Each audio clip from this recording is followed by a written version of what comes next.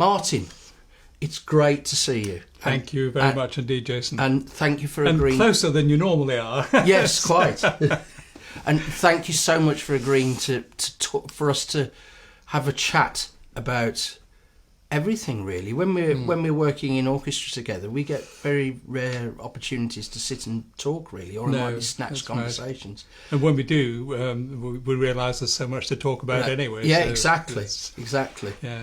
And you being the grand statesman of Bathville as well, it's really good to hear all your reminiscences of life as a musician during the 20th and 21st centuries. So I'd really like to ask you, Martin, how it all started. How did why the bassoon, and was there an instrument before the bassoon, and how did it come about?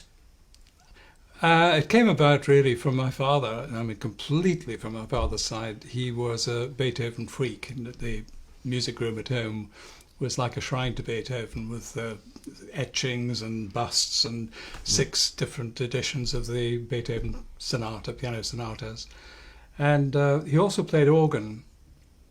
And my first musical experience, apart from hearing him play the piano, was he took me to the church and sat me on the bass end, which is probably significant, of his organ stool, and I just played away and watched him use the pedals, which was great fun. And apparently when I was 3, I said, I want to play the piano, Daddy. So he put me on his left-hand side and said, and taught me to play the bass lines, again significant.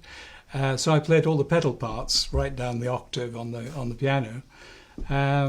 Then he started teaching me when I was probably 4.5, 5, probably much too young, tiny hands. And it sort of went from there. And when I got to school, particularly later in primary school, I was sort of headhunted, if you like, by the head of music education in the Education Authority in Aberdeen, who said, well, I hear you're a very good pianist, your father tells me, so how about playing the timpani? So that's really, why not? And so I absolutely launched into a career as a percussion player when I was 10. Oh my goodness. And got into the National Youth Orchestra as a timpanist and percussion player. But in the meantime, at school, you entered National Youth Orchestra as a percussionist? As a percussion player, yes, initially. After 2 years of learning timpani? Yes. Just timpani or all percussion? Oh, well, I was beginning to tinker a bit with side drum, which is very hard. It's, of course, very much more difficult.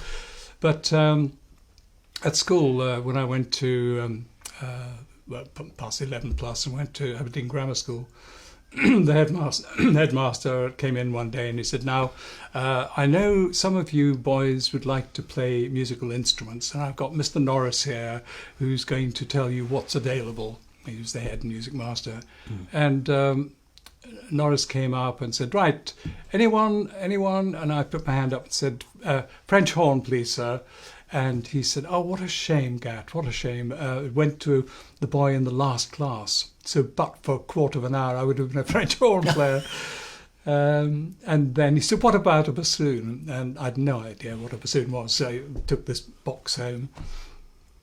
And my father and I spent about 3 days trying to put it together and found out. And then we realised that you had to have a reed or something to put it to. We knew nothing about it at all. But then I sort of started having lessons with a trumpet player in Aberdeen, as one would, of course. And after a short time, the youth orchestra asked, they're very short of bassoons, and asked if I'd take my bassoon along and sit down the end of the line and still play percussion. And the following year, they asked me along as a bassoon player. So I got in that way and forgot about percussion, sadly, because I really enjoyed playing too. So Can you imagine a parallel universe where you'd have ended up being a professional? Oh, yeah, very much so. Yeah, I can't imagine a parallel universe playing the horn. I mean, no, I can't imagine that either.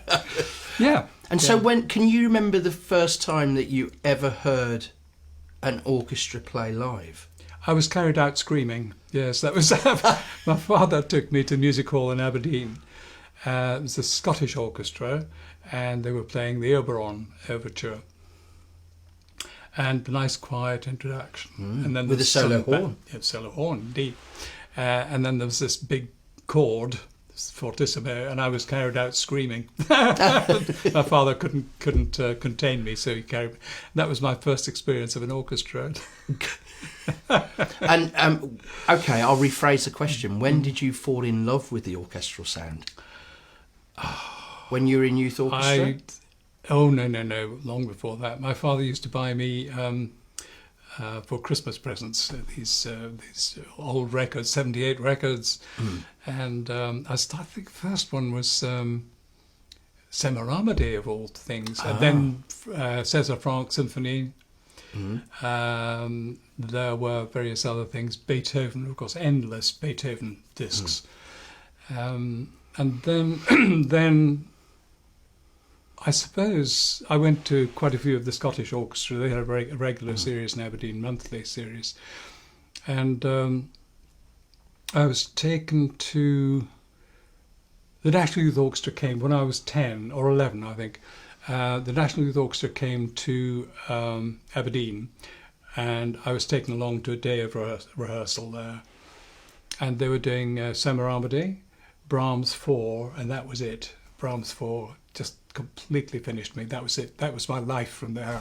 So it was really Brahms 4, the National Youth Orchestra. And Colin Bradbury was first clarinet in the National Youth Orchestra in those days. And of course, he became a great friend, and we've done courses together for years now.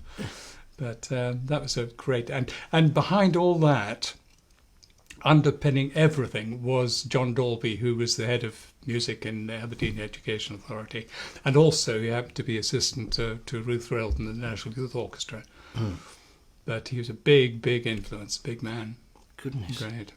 And so you end up in National Youth Orchestra as a bassoon player, and then what's the next step for you after that? Well, as a bassoon player, the coaches, the woodwind coach was Frederick Thurston, Jack Thurston, who was then principal clarinet, very famous soloist as well, of the BBC Symphony Orchestra. And from time to time, they got Archie Camden in to do bassoons, just the bassoon sections. And when it came to making up my mind what I wanted to do, my decision really was between being an architect or a bassoon player. And Archie pushed me gently towards coming to college. Ernest Hall, who was then the brass professor, also said, you'd be making a terrible mistake not to do bassoon, lad. So, and I didn't need much persuading, so I went to college for a year with Archie. And then had, of course, in London, at that time, in the mid-50s, Beecham was in full flow. Yeah. His wonderful orchestra. Philharmonia was in full flow with Carrie Ann and Walter Lake pulling the strings. Yeah. Great wind sections, and I just used to lap it up, and sit there and worship these gods, these people. And you go to as many concerts as possible. Absolutely. Well, there were quite a few free tickets provided for college. Yeah. And Beecham concerts were just a riot. They were hysterically funny sometimes, but wonderful, free, happy playing, from the RPO. Yeah.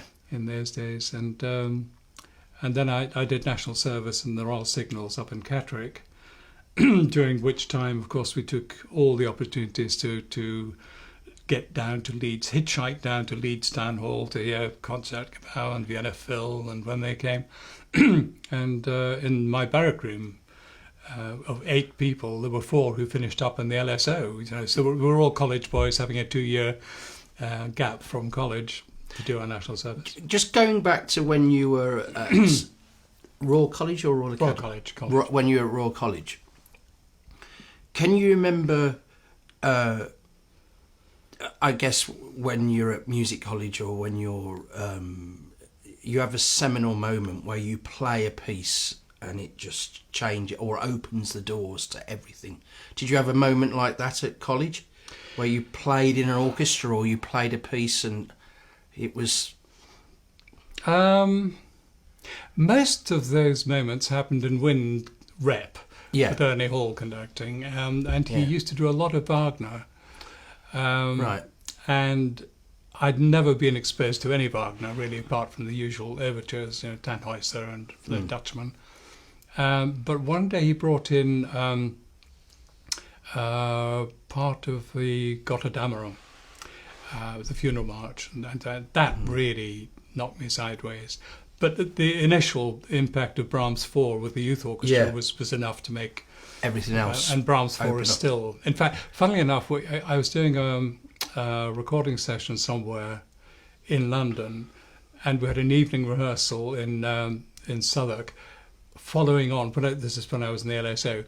Following on the LPO, had an afternoon rehearsal in the same hall, and there was a viola player I knew from my days in the London Phil. His name was Ray Glasspool, and he must have been 84, I think, still playing viola. And I said to him, Ray, you're still here, And he said, Brahms 4? What more do you want?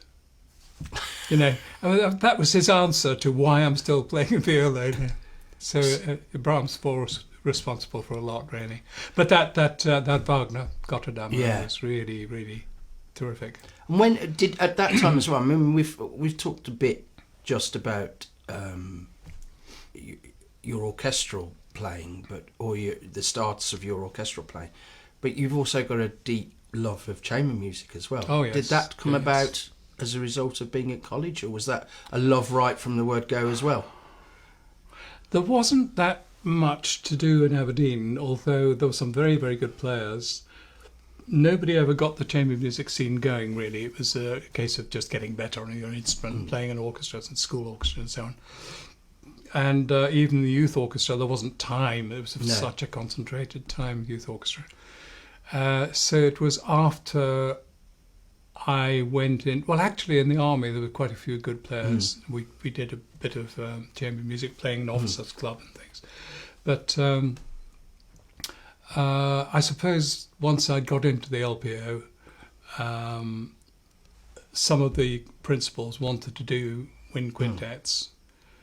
And that began to enlarge itself into Schubert octets with some of the string players and so on. So it was really the LPO at that time. And then shortly after that, I did 4 years with the LPO before the English Chamber Orchestra, which had been the Goldsborough Orchestra, suddenly renamed itself and rebranded itself as the English Chamber Orchestra, which was Benjamin Britten's orchestra. Yeah. And they offered me a job, though it wasn't a full-time job, being a bassoon player. There were mainly strings with perhaps 2 oboes, 2 horns or something. Yeah. So I said yes, providing I can stay on in the LPO. So I got permission from the LPO to have some time off and go and do my thing. And gradually, as the English Chamber Orchestra got busier, I got more and more involved with them and less with the LPO. Right. And then the sad time came, and after I'd been in the LPO for 8 years, but I just didn't have enough time. At least the English Chamber Orchestra was just heaven on earth in those days. Of course. Yeah. Manny Hurwitz was the leader, and he was just wonderful, wonderful stories about Manny. He was a very, very quiet, extremely Hampstead Jewish man, lovely, absolutely gorgeous. We loved him to death. And he taught at the Royal Academy. And he also was leader of the Philharmonia at one point. And Richard Deacon, who's a great fiddle-playing friend of mine, was at the Academy with Manny. And he said, the Philharmonia rang him one day and said, "Can you do a week of work with us?" And he said, "Yes, fine." He was 19. EMI recordings for a week. Oh, fantastic. So he rang Manny and said, "Mr. Hurwitz, what's on the schedule for that week?" You see, I've been asked to do it. And Manny said, "Well, I don't know, my dear, but just come on Monday morning. I'll be there at 9 o'clock, and we'll go through anything that you're worried about." So Dickie turned up at EMI and went to the back desk and opened the pad, and there were 20 Rossini overtures. And he went forward to Manny, who was practicing in the front, and he said, "Mr. Hurwitz, is there anything in Rossini overtures I should look at?" And Manny said to him, "Have you never played any Rossini before?" He said, "No, Mr. Hurwitz." He said, "Well, I promise you, by the time Friday comes, you'll wish you'd never been born." That was Manny's lesson. But he was in charge of the leader of the ECO for all that time. You know, it was just a wonderful, wonderful. And they made, the astonishing thing was that you had to play twice as loud as you did in the symphony orchestra, because they were all chamber music players. They're all Big soloists, players. Big sound. Yeah. So a violin section of 6 sounded like Section like 12. New York Philharmonic. Yeah, you know? yeah. Amazing. Absolutely extraordinary. I just want to take you back to national service. Now, I remember my father telling me about his national service, and for us of my generation and the generation below me, I guess as well, is that the concept of having to interrupt your college studies to do national service is quite an odd concept now. So Yes, can you tell us yeah. how that worked? What Well, happened? I think you have a lot of growing up to do between 18 and, say, you do a 4-year course at college academy and a 2-year postgraduate. So you're 24 by the time you're finished. And during that time, you're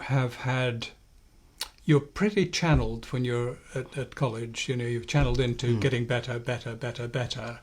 And it tends to be a life of reeds and wine. You know, you learn to make your reeds, you learn on beer in those days. You know. Yeah. And so you don't do a lot of growing up, and suddenly you're there getting offered jobs all over the place. And a lot of people just don't know how to handle suddenly being shoved into an established woodwind section of great players. And during those first few months, a lot of people some people fall by the wayside because they just don't know how to handle themselves. And it's usually during the trial period when they step into a section, and everyone's so used to being there, and they just do their thing. Yeah. And if you try to intrude and impose your personality and show them how great you are, sorry, There's the door. out. Yeah. Thanks very much. So, to an extent, I mean, I thought at that time it was a bad idea to interrupt my studies. But looking back, 2 years of being in the army, you do an awful lot of growing up. Yeah. And so I came back to college. So you went into the army as a bandsman, effectively. Yeah, the Royal Signals. All the bands at that time, the major staff bands like the engineers, the artillery, the signals, were looking for. It was a common thing for somebody to do a year at the academy or college, and then do 2 years national service. And all the bands were looking at promising students from this to have them in to play in their orchestras and so on. And that's really how it worked pretty well. You know, it really did. You know, that was a common thing. And I think I wish it's still applied. Okay. Because I see my students at college still sort of struggling by the time they're 22, 23. Yeah. So you did your 2 years and then went back to college for a year. Yeah. Back to Archie Camden? No, at that time he'd resigned or retired. Right, okay. And Paul Draper did a year. He was a fine player. But I didn't really see very much of the college in those days now, because I was being sort of given work all over the place, playing chamber groups and so on. And so I was offered a job. Do you remember your audition with London Philharmonic? Yes, I do.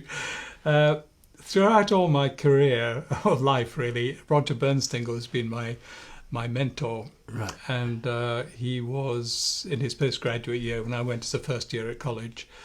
And he was just such a lovely, gentle, wonderful player and wonderful man.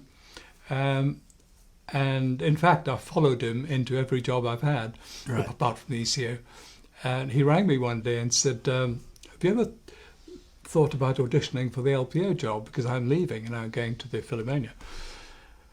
And I said, "Oh, Roger, I'm only 20, you know, I mean, you're 21, I think." So he said, "That doesn't matter, you know, if you're good enough, that's fine, you're old enough." Yeah. So I said, so we had lunch in the Goat pub in Kensington High Street.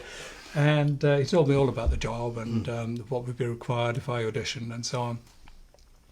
So I agreed eventually, and I'd been asked to do 7 or 8 weeks of the Royal Ballet on tour. And the audition happened on a Saturday of the week that we were doing in the Royal Ballet in Oxford. And I was living on a houseboat with a whole load of other reprobates. And we all developed a terrible cold, an average temperature of about 102. And I was dragged down to Earl's Court to do the LPO audition. And I honestly could not have cared less. I couldn't have cared less. I felt so ill.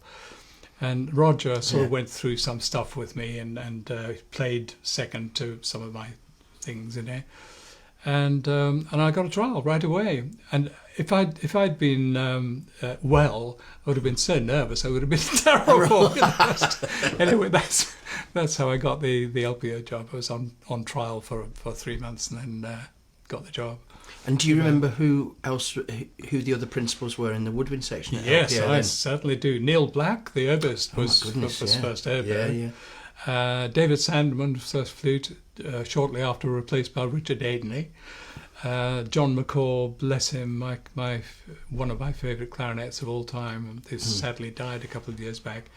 And sitting next to Jack McCaw, he taught me absolutely everything that college should have taught me for 2 years about playing in a section, listening to this,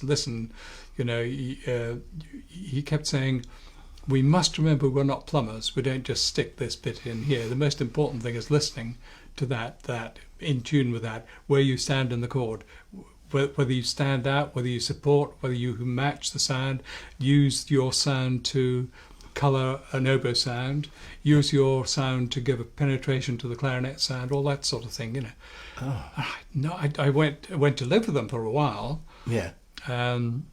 Jack and his family, and I just learned absolutely everything there was to learn about playing in section from him.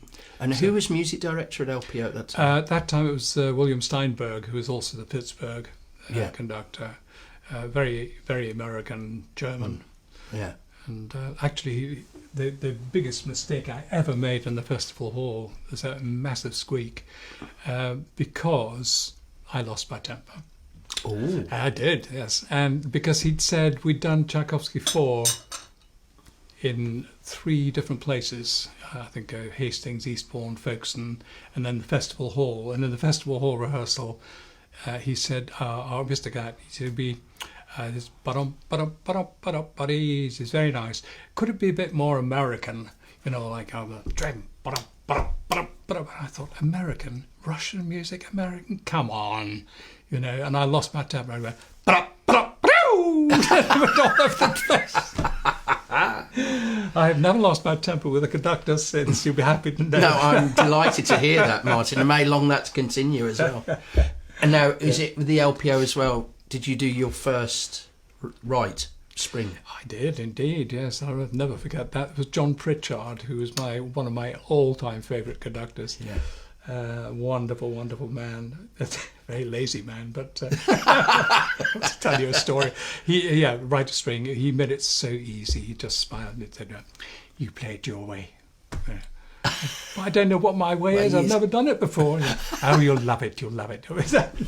But he said, when he first came down, he was conductor of Liverpool, and he came down,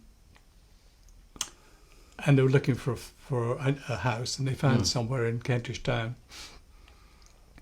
And one day at the interval of the rehearsal, we were all sitting around the front of the stage festival hall, and John was sitting there looking at a paper, and his partner Basil walked past him, and John looked up and said, "Where are you going?" So Basil said, "I'm going down to the gardening shop." "Oh, what are you going to buy?" He said, "Well, it hasn't been looked at for a long time, that garden." He said, "We need electric hedge shears, and I need to rethink the front of the house. A bit of a mess, really.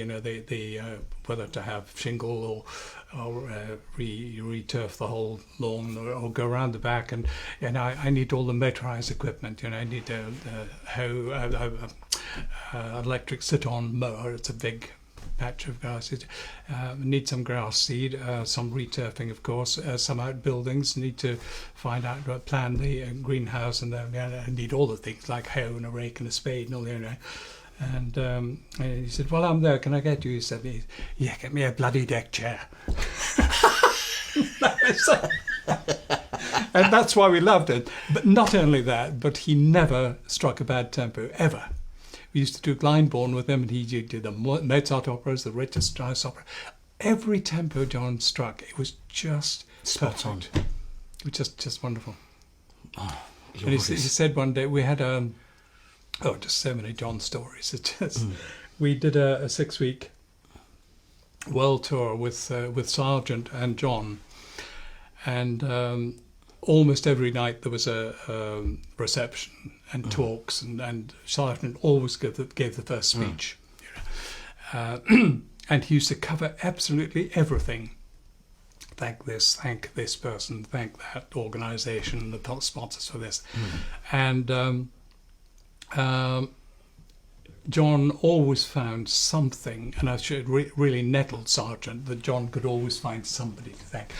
And one night Sargent pulled out all the stops, and he named almost down to the Queen, or up to the Queen, for thanking.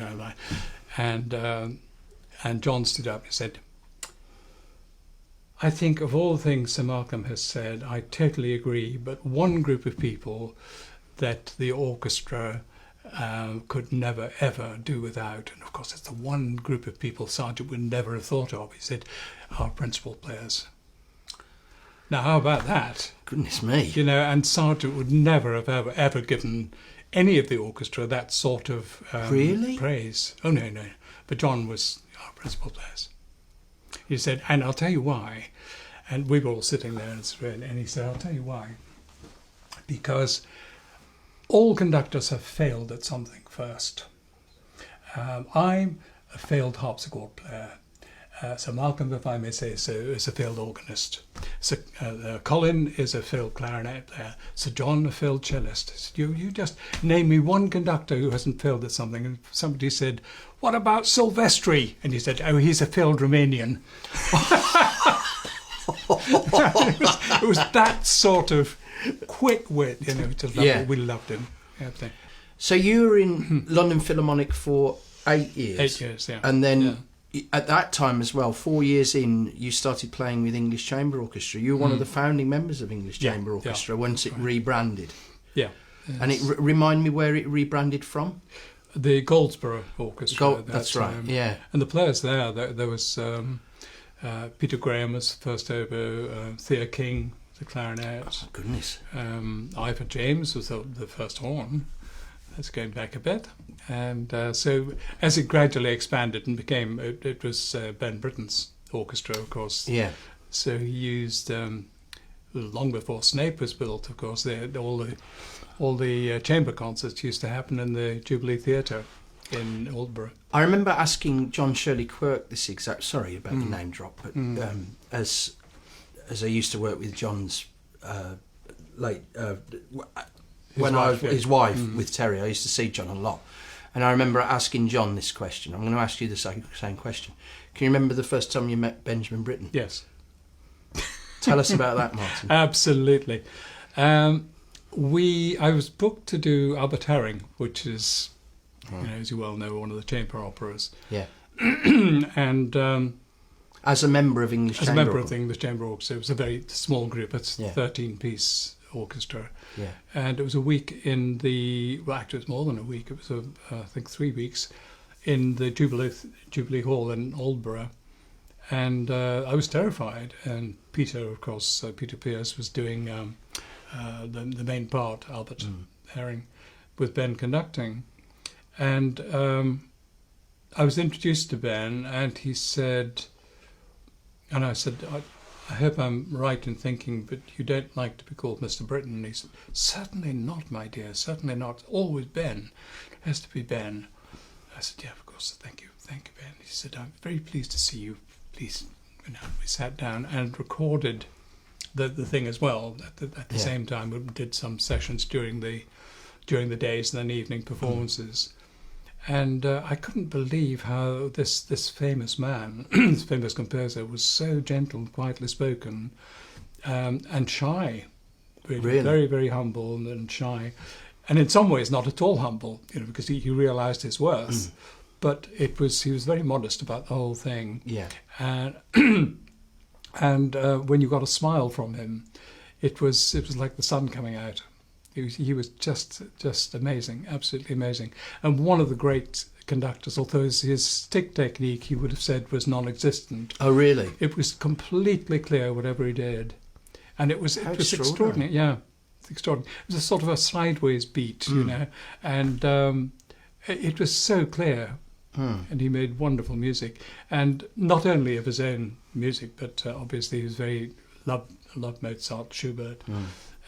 Tchaikovsky, of all things. Really? I know. It's one of my favourite recordings of Gerontius is with Benjamin Britten conducting it. And I mean, I've seen films of him conducting, and I can't tell what he's doing with his hands. No. But there is obviously immense music making going on. Yes.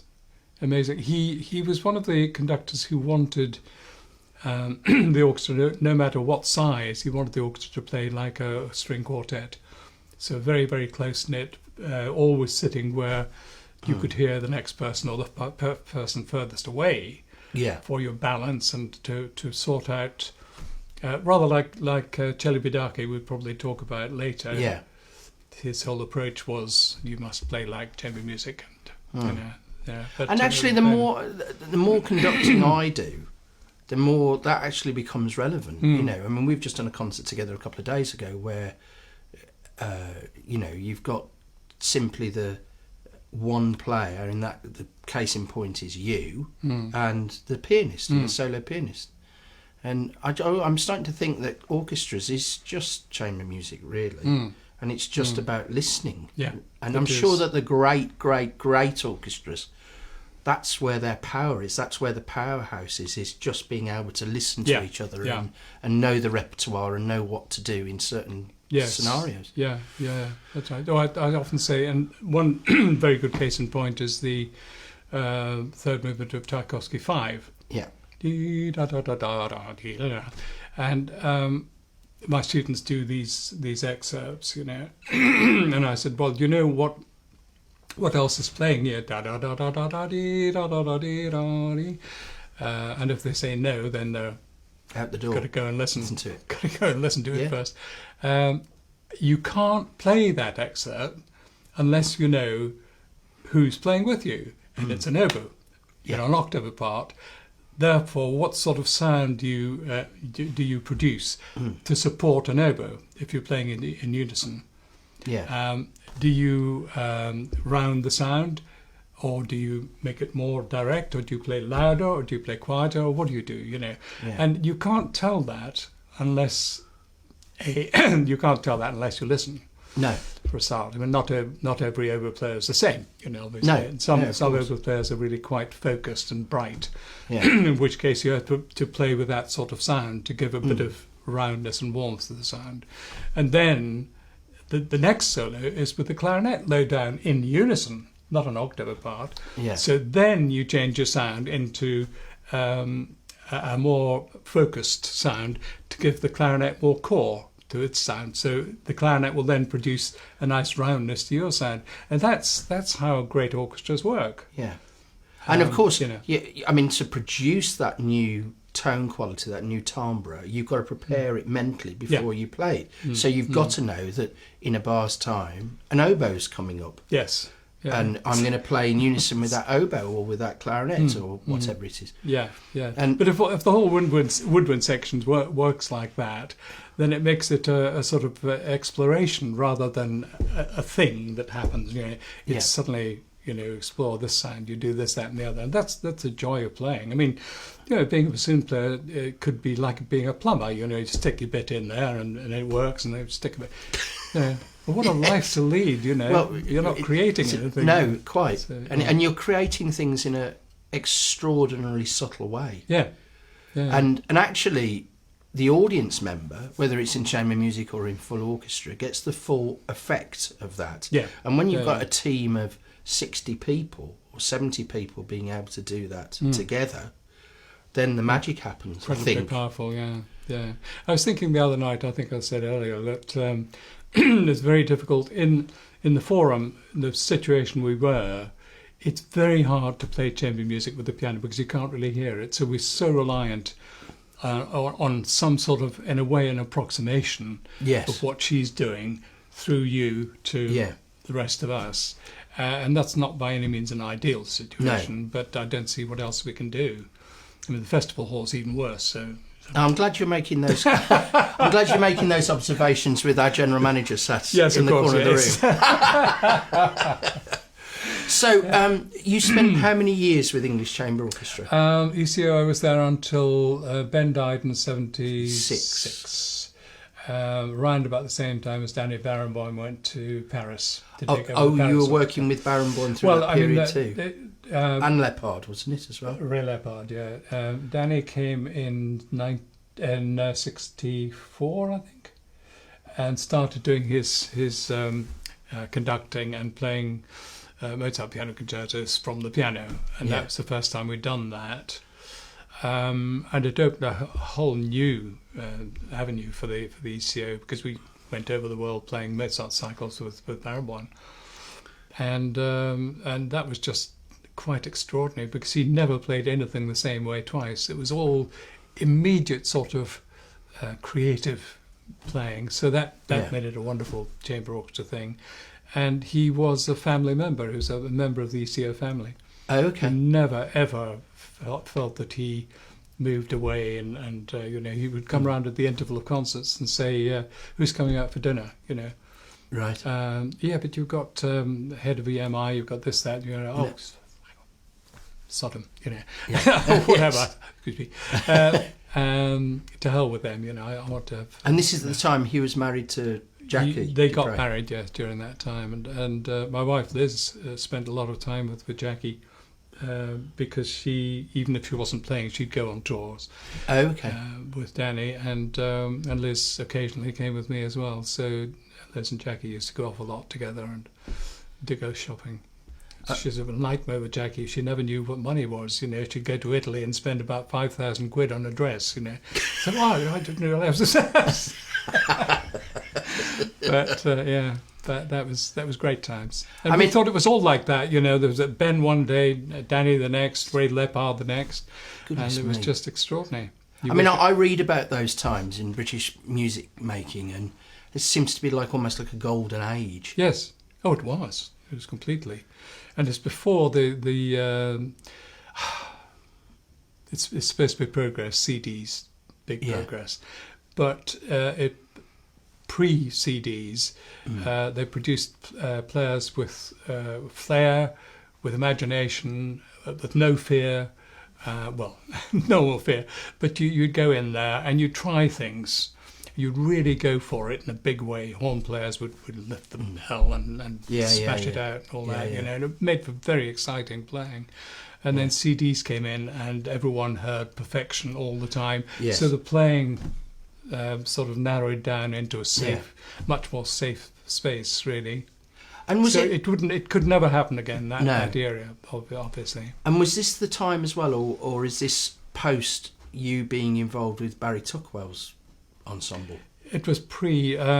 Barry was obviously a very, very famous player in those days too, but I got to know him quite well through the second horn, Ian Beers, who was second in the Philharmonia, and Barry wanted to put together a wind octet. Yeah.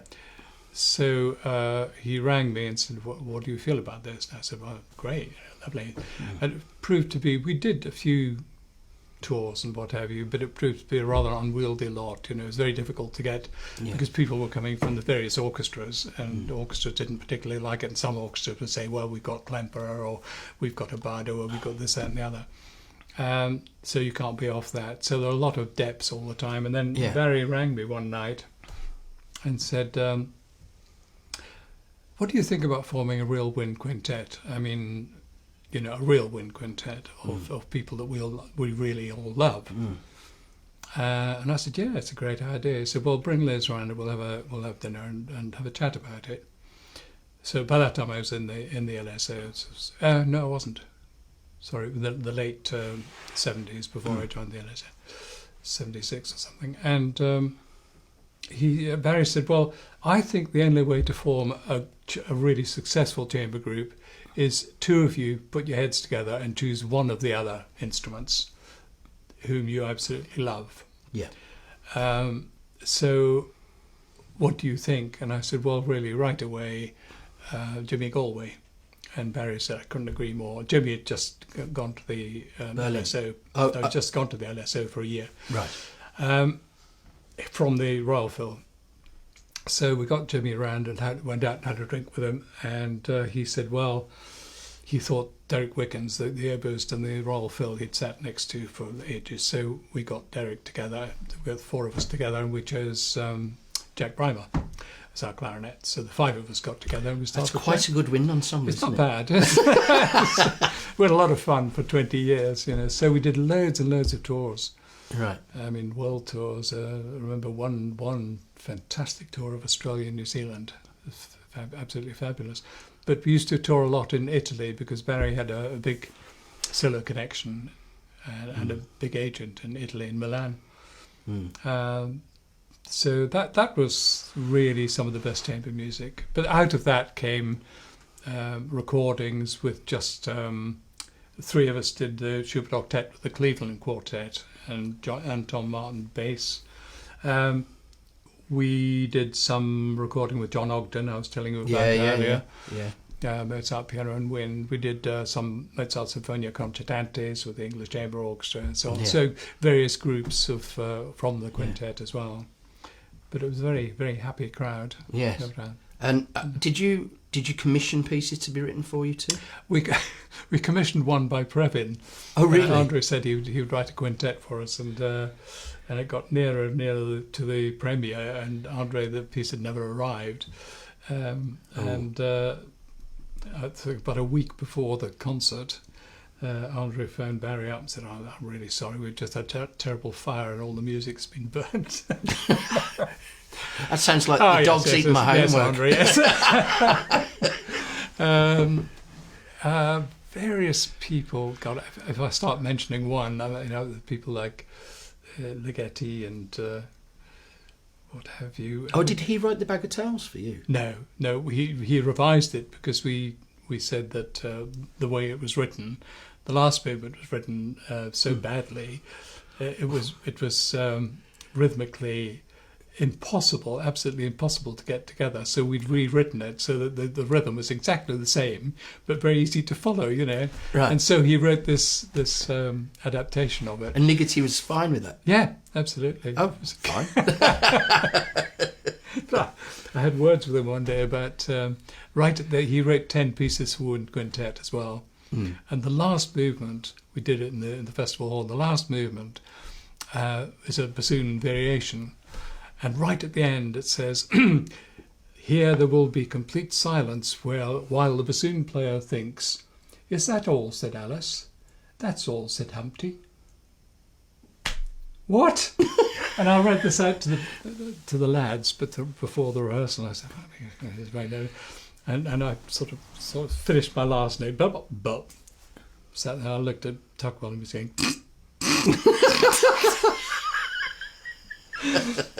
There is nothing worse than a wind quintet when you get the giggles. You might think a string quartet. Really? But at least with a string you can keep going. Yeah. But all five of you have different ways of showing you giggling. Barry used to get sharper and sharper, and Pete Lloyd, who took over from Jimmy Galway, the sound used to disappear and there was nothing left but it was absolutely terrible. There was one concert we had to walk off the stage. It's terrible. Someone like Borneo or something. What, because you got the giggles so badly? Yeah. Oh, you're such ambassadors. I know. Well, it was a concert where somewhere in eastern Malaysia, where we played the first movement of a Malcolm Arnold or something, and they started booing and clapping Ooh. and shouting and hissing and all that. And we couldn't understand, what was going on. So we kept on bashing on. And eventually people just got up and walked out, Oh. And we said to the to the organiser, what's going on? He said, they thought the Barry Tuckwell Quintet was a pop group.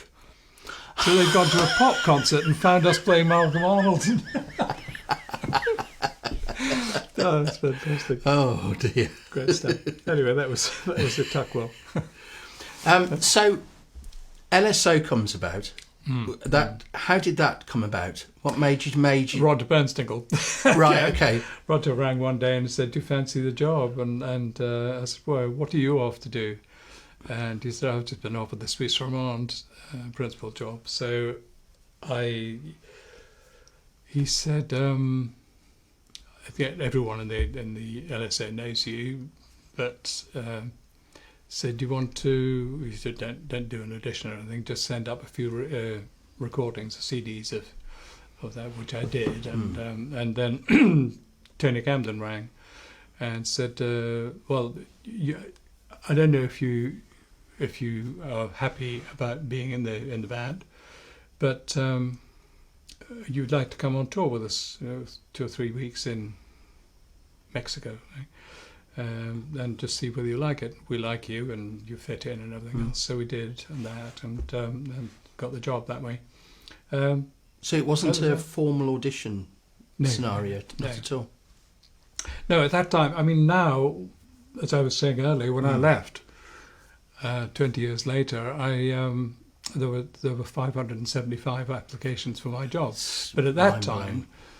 And things had opened up to such an extent. I mean, then it was an all-male orchestra, so that got rid of the ladies immediately. And there weren't so many lady players in those days. Now there are more female bassoon players than there are male. Yeah. And at college, I've got I think 20 out of 23. I think 18 are girls. Wow. Right. Things have. And they're all very good too. They're fantastic. Yeah. I mean, look around the orchestras now. You've got quite. Julie Price in BBC, Rachel in the LSO, along with Dan Jemison, Helen Simons in the Royal Phil. They've got a lot of girl players, principals. Yeah. Liverpool Phil, Philharmonia. Covent Garden's got one lady principal. Callow's got a girl. So it's very talented. So what was your first concert with the LSO? Can you remember?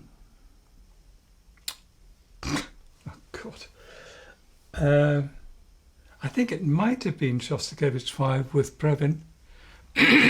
Right. It might have been. I really can't remember that. And you joined LSO in 1978. 1978. When Previn was right at the height of his powers Absolutely, with the LSO. Yeah, that's right. And they'd just done their first John Williams film. This is the first Star Wars.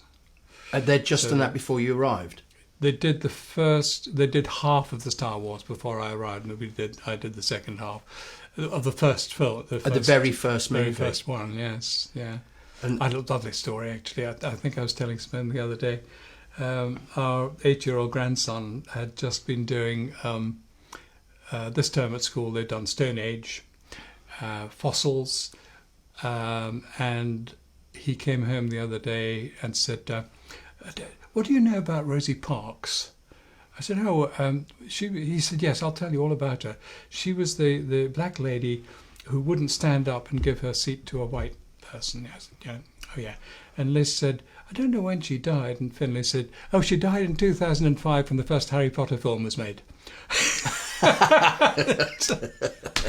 It's absolutely great. But that was the scenario in the LSO at that time. That the board of directors, we didn't have much. We didn't have any state support really at that time, and there were private sponsors from Japan, Takeda, and so on. So that meant we had to go to Japan a lot, and because of we didn't have contracts, of course. No. It's a freelance orchestra, well, self-governing orchestra. Like it's a concept that some people don't really know much about. But we didn't have, we still don't have contracts. Well, they still don't. And in order to make sure that the players had enough money and were on a par with other orchestras, the board had decided to do as much commercial work as possible, which meant courting people like John Williams and James. I can't remember this. Not James Gardner. Can't remember. There were quite a few that the LSO really wanted to do film their music work. composers. Film music composers, Yeah. and James Horner. James Horner, yeah. Yeah. And so they produced an enormous amount of work for us. Previn was doing his Friday night Henri Previn's music night. And they were recorded in different places. So all the film work was done up in Denham Studios, up in North London. And all the Previn was done down in Croydon. I have to ask you weren't on the Morecambe and Wise I sketch. was. Were you in the Morecambe and Wise sketch? Yeah. Martin, somewhere in the background. Can I just touch your knee? Do you remember the Morecambe and Wise sketch? Of course, yeah, they were fantastic. But Previn was really played well. He played it absolutely dead straight and wasn't the slightest bit embarrassed. He was great, and they were so funny. I did quite a few of that, and also the two Ronnies as well in the freelance band. That was Ronnie Hazelhurst, I think. Right. That was terrible. The funniest bits about all those shows are the warm-ups. Oh, really? Beforehand. Oh, yeah.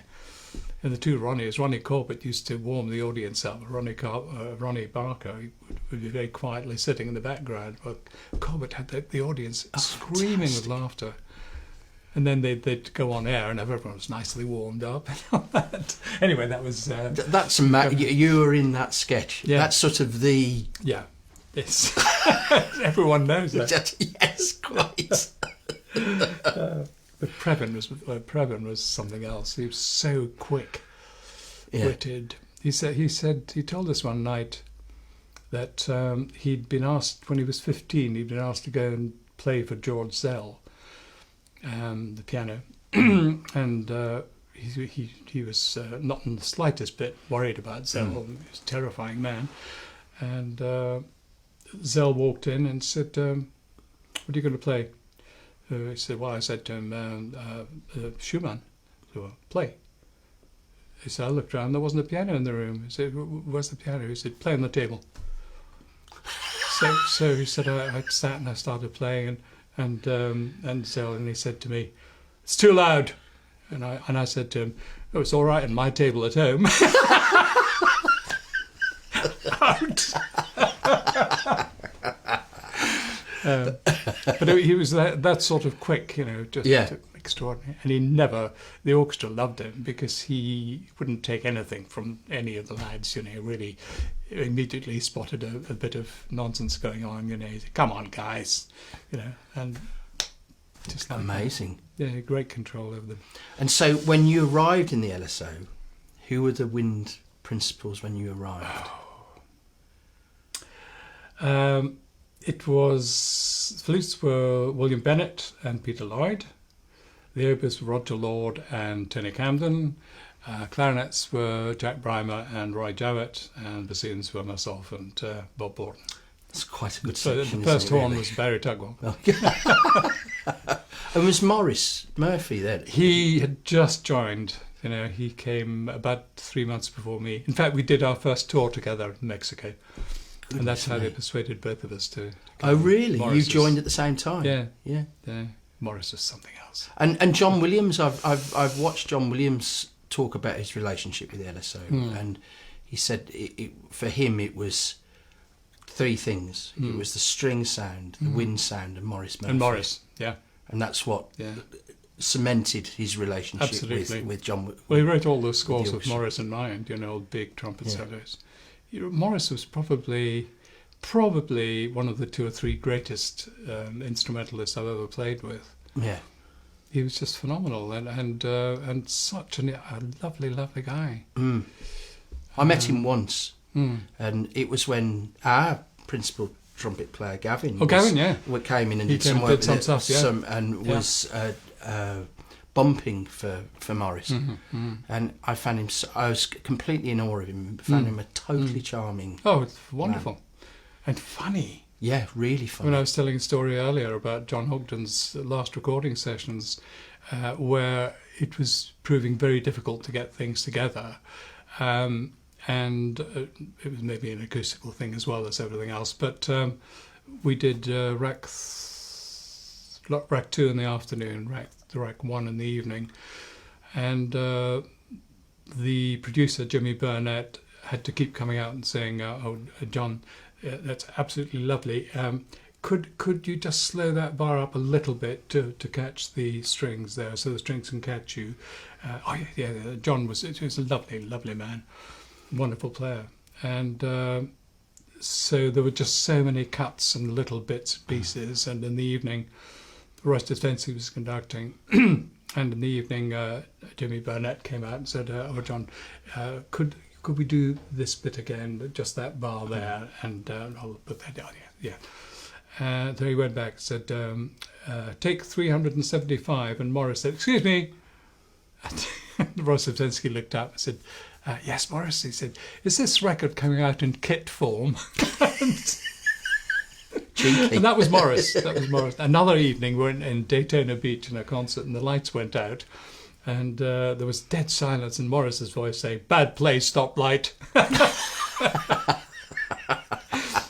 I mean, he was just so casual and modest. And one night we were doing Mahler 5 with the big trumpet solo at the beginning with Scholti in Vienna, and Scholti walked on, and Morris was on a rise just behind the bassoon, between the bassoons, and he was talking to Malcolm, the second trumpet, about where they were going to go afterwards for a drink, and he was sort of saying, well, I thought the lunch we had at the Granny's just over the road was fine, and Malcolm was saying, yeah, and Scholti sort of looked up, and Morris was still with his trumpet on the stand down there, and he, what is? And I turned around, Morris, he wants you. You see, and Morris said, oh shit, take that in. Just like that. Just out of nowhere. Absolutely. And it was magic. Fantastic, absolutely magic. So I have to ask this question, because I'm a conductor, I guess. But, through your really amazing career, can you remember the conductors that have had the biggest impact on you on stage through that career? Oh, it's very, very simple answer to that. Although there are quite a few. Obviously, Ben Britten, Danny Barenboim, actually. But of pure conductors alone, I would say Kubelik, Marius Janssens, Boulez, above all, Carlos Kleiber. And probably Celibidache, because of his approach to conducting, to the orchestra, to making music, in that he brought the LSO into a state of almost meditation when they were playing, and that was unthinkable for the LSO. When it's very Can I ask how? Yes, well, the LSO at that time was very gung-ho and full of John Williams sort of Star Wars type playing, very, very brash, exciting string playing. And Celibidache had helped the Berlin Philharmonic reform after the war. He was Romanian, had been a bit of a firebrand, I think, pre that. And he took 10 years and went into a Zen Buddhist monastery. And when he came out, he applied all of those things that he'd learned to making music and approaching the orchestra. And his approach was, first and foremost, the most important thing you do is listen. I don't care how you listen, but you must listen. I don't care how you play your instruments. You're all very good players, but you can't do anything until you listen. And I want you all to realize that you're playing chamber music in an orchestra of 120, 130 people. You have to listen to every single note that's happening. Then you will find that you are creating something there and then, not in rehearsal, not in your dreams, but there on the platform you are creating great music or recreating great music. and he would go about showing where all his rehearsals were far more important than his concerts. He did much more in rehearsal and then let the orchestra play. And the orchestra responded initially rather negatively, saying, "Oh, really? This, that, and the other." However, as he got into his rehearsal, he'd stop and say, "You," one of the bass players, who's probably doing a crossword puzzle on his stand or something, "what are you listening for?" All right. How can you play any note in music unless you are listening to the man next to you, unless you know where you are in the chord, how to face, what colour you're matching? Are you the base of the chord, therefore do you give that sort of colour? Are you the soloid, therefore you give that sort of colour? How can you tell? How can you play a tune unless you know where it's coming from? To continue that tune through the phrase, who are you passing it on to? You know, how can you play any chord unless you know all of the intonation problems, sort them out as you're going along? What sort of sound do you create when you're in the middle of a chord as opposed to the top of the chord or the bottom of the chord? If you're a third of a chord here, how can you do that? How can you play? You know, and then suddenly the light go on. The light went on. Yeah. It's fantastic. And of course, and immediately you get this sort of, wow, that's what it's all about feeling. You know, this, you know, instead of this sort of, here we go again, Beethoven 7, Blanc, you know. And those great maestros that you talk about, do you think there's a common thread to all of them? And is that common thread listening? Yes, I think it is. Janssens and Kleiber were very much like that too. Janssens probably the most straight-laced Scandinavian, of course, but very, very straight-laced, but wonderful open musicianship, and he just let the orchestra play and play and play. Kleiber was different in that he knew exactly what he wanted sounds from the. Did you feel that there was a degree of micromanagement with Kleiber? Yeah, I did, and he managed to, how probably as well as anyone, to put it all together. He knew exactly what each section was doing. He knew exactly where the not weakness, but the person who wasn't going to be able to produce the sound he wanted or the attack he wanted or anything like that. I remember him saying to the timpanist Kurt one day, Beethoven 7 is bump, bump, bump, bump, bump. Can you use harder sticks? And Kurt said, "No, I haven't got anything harder than this." He said, "Oh, I tell you." Yeah. And then he walked through the orchestra and he picked up the sticks and said, like this.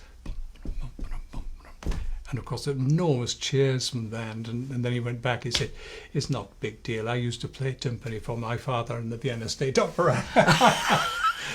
But he was that sort of approach.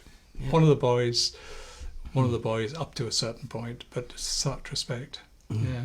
And then someone like Kubelik, who's just exuded warmth and happiness and friendship and love and everything else, you know, and that the orchestra, any orchestra responds to that.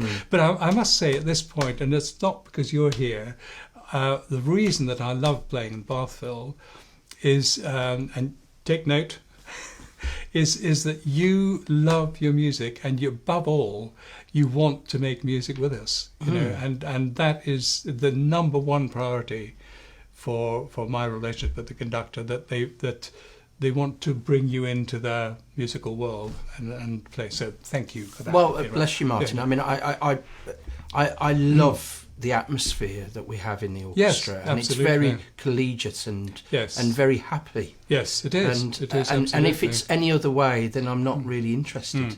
And that's the biggest thing that I love about Bathville, really. Yes. Is exactly that. And I was so pleased. You know, we were working with Lauren, Lauren Chang, who's only 17, and we were also loving and supporting towards her, really, in playing Rack 3 for the first time 2 days ago. Yeah. And that's That's what's special It's to terribly me. important, and it's why Nikki keeps coming back too. Yeah, as definitely. well. And is she coming back shortly? Yeah, She's she will coming be. back, Yeah. yeah. God, that Barbara was fantastic. Oh, the other day, yes, it Oh. was extraordinary. Yeah. Extraordinary. Fabulous. Goodness player. me. Yeah, she was. And they say fantastic. that her Tchaikovsky recording, I've heard a bit of it, is as good as anything that's ever been done. I mean, just fabulous player. Yeah, they're all going to be coming back. She's such a sweet lady, isn't she? Yeah, totally. Who just sits and chats with the kids. And, Yeah. just Yeah. lovely person. So, Yeah. you retired from the LSO. About 20 years ago. Yeah. Yeah. And then you moved to the West Country. Indeed, yes. Yeah. And Don't I mean, ask why. how has retirement been? Have you?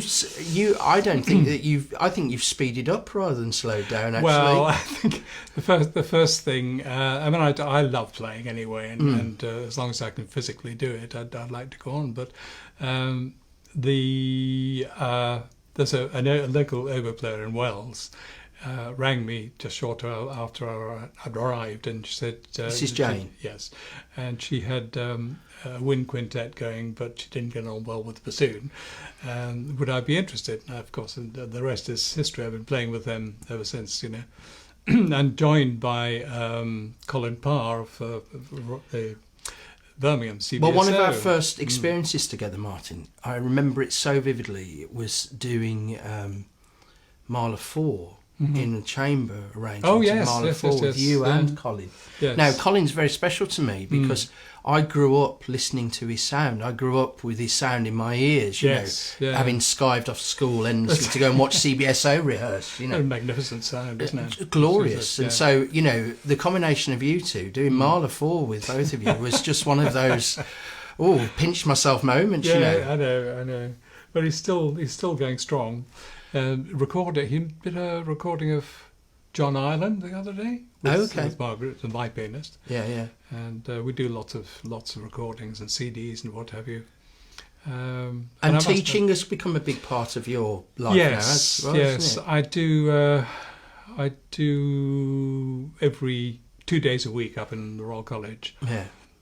Which works out very well. Liz comes with me and looks after the grandchildren just takes over the house for 3 days. Right. And everything runs like clockwork while she's there, and it's absolute chaos when she leaves. But one of my grandsons, Harry, who's now coming up to 14, I think when he was 6, he said to Liz, "Lala, do you know why I love you so much?" And she said, "No." He said, "Because you're the whole part of the family." Ooh. Now, isn't that lovely for a kid, a 6-year-old kid? So everything is all right when she's there, Yeah. So we've seen our grandchildren grow up, and from the age of 0 Yeah, every amazing. week for 14 years. And in the meantime, I go to college and have all my fun, and Liz stays and looks And after the boys. It seems to me that you've basically taught everyone. I've taught a lot. Well, actually, that was very lucky because I did the Archie Camden thing. I coached the National Youth Orchestra at Woodwind, and naturally, when they decide to come to a college, they know me, so they automatically come. The same with now Sarah Burnett is the other coach of the youth orchestra, and she teaches with me at college, so they all come to college for her. You see, so Right. so that works pretty well. But, And I mean, you've got more pupils than ever at the Royal College, haven't at the you? moment, yes, but we do have 7 teachers, and we share a lot, and if one of us, it happens almost every week, one of the profs will ring the other and say, I've got a girl here who could benefit from having a couple of lessons with you, because we specialise in different things. I specialise in trying to vocalise my music and music making. So I often get sort of pupils for a couple of hours to do this, that and the other. So we sort of share students very comfortably. And have you ever taught at any of the other conservatoires? Guildhall I taught for about 20 years, actually. Oh, okay. Yeah. And then I went back to college at beginning of the 90s, 91, I think. Right. I'm still there. They won't throw me out. And I mean, you've been playing with Bath Phil for I think it's A long 15, time. 15 years now. I think it is. I think since about 2004 or so, 2005, since you moved down to the southwest. And I can remember doing, again, one of my first, I think probably the first experience I had with you was doing a Beethoven symphony. And knowing the Abardo recordings as I do with the LSO, and realising that it was actually you on those recordings and you were sat there in the orchestra. That was another one of those pinch me moments for me. That was. Oh yeah. So I guess I would really love to know, in your career that has taken you through the middle and the end part of the 20th century and into the 21st century, what's the big change that you've seen with orchestras during that time? Well, the first thing we covered earlier with the beginning of CDs and perfection in playing rather than and to the extent really that everyone expects to hear everything absolutely perfect, beautifully in tune, as you do on CDs, and that has robbed the orchestra of a certain amount of flair. Although there's some marvelous playing going on these days. The other thing that I really regret, because it's taken a lot of the big characters out of music. But the other is the emergence, should we say, of girls in the orchestra and females in the orchestra. When I joined the LPO, it was all male. Gradually, it became, while I was still there were 3 or 4 girl violin players. Mari Wilson was one of the first. She became as number 2 because she was so head and shoulders better than anyone else. And then when I joined the ECO was sort of half and half, men and women. And then the LSO was the last bastion of male dominance. Right. And as soon as Gilly Finlay was the first fiddle player, do you remember Gilly? Yes. Yeah. Immediately that barrier broke down. The sound of the strings changed almost, well, not overnight, but over a period of 2, 3 or 4 years. And so now you have brass and wind, and of course very much strings. There are probably about 40-60 or maybe even 50-50 now of male-female. And that's made the LSO much more sweet sounding, I think, and more sensitive sounding string section than it was when I joined. So I think the emergence of really great lady string players have made a big difference. Yeah. And my very final question really is there anything that worries you about music making in Britain going forward? What are the issues that you see as being big issues going forward? Finance. I've no idea how all the orchestras we have in this country manage to survive. And I can see that one of my favourite orchestras of all time, the Philharmonia, is doing residencies in Warwick, up in Geordieland, and sorry, I shouldn't say that. I think in Newcastle, Sunderland, I'm not very sure, Cambridge, all sorts of all over the place, just to have enough work for the players. Yeah. The Royal Phil seem to be okay. They've got Cadogan Hall. The LSO is absolute 100% safe. The London Phil have got mainly the Festival Hall with a bit of Philharmonia and so on. Opera houses are always slightly underfunded, always in danger of cutting down personnel. You can see all over the country talks of mergers between the various BBC orchestras and so on. Yeah. So that's really my big worry. And of course with the proliferation of CDs and the mechanical world and so on, people don't have to go to concert quite so much these days. So everything is sort of there on a plate, turn a knob on the car and so on, the car radio. I can see the whole thing condensing a bit in the next 50 years. But as long as there are orchestras that, I mean, what is an orchestra like the Bath Phil? I think we're the only one really playing Yeah. at this sort of standard, and people will come to listen to, you know, and you choose your soloists really fantastically well. Big draw. No, the key thing for me as well is having a wide distribution of age within the audience. You know, and what was really gratifying for me 2 days ago was that we had 500 children in the Yes, audience. You know, fantastic. and you know, I think as long as orchestras keep pushing the word keep out doing and that, spreading yes. the word, I think we're safe. But I agree. I think there will be a contraction over time. Yes, For sure. Yeah. Martin, Right. thank you ever so much for chatting. Entirely my pleasure. I've learnt loads, absolutely loads. Well, I we think must do it more often. by nature of the interview, I've been talking about myself, and I quite enjoy that. Do you like that? Oh, yeah, I do. but I just love sort of remembering these marvelous people I played with, and paying tribute to people like Maurice Murphy and so on. Anyway, there we are. Thank you. Great pleasure.